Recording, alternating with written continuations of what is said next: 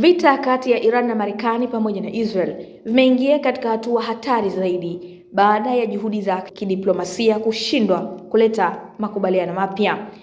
Makubaliano hayo ya siku 60 yalikuwa yakilenga kusitisha mapigano na kurejesha usafiri salama katika mlango wa Hormuz yamefikia mwisho bila suluhu la kudumu. Iran imetishia kubadili msimamo wake wa kujilinda na kuingia katika hatua ya mashambulizi zaidi ikiwa diplomasia itashindwa.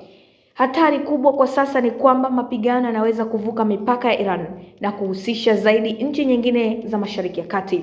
Iran imekuwa ikishambulia au kulenga vituo vinavyohusishwa na Marekani katika nchi mbalimbali za eneo hilo, huku makundi yaliyounga mkono Tehran yakiongeza shughuli zao. Hali hii inaweza kulazimisha nchi za Ghuba kuingia moja kwa moja katika mapambano endapo miundombinu yao muhimu itaendelea kushambuliwa.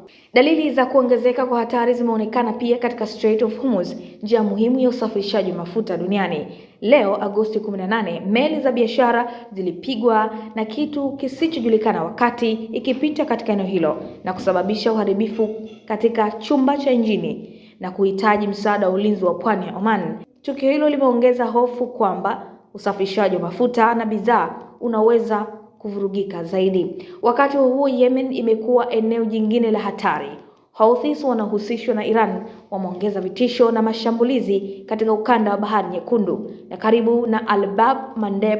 Kuongezeka kwa mashambulizi katika Hormuz na Bab al-Mandeb kwa wakati mmoja kunaweza kuathiri njia mbili muhimu za biashara na kusababisha ucheleweshaji wa mizigo, kupanda kwa gharama za usafirishaji na shinikizo kubwa kwenye bei za nishati duniani.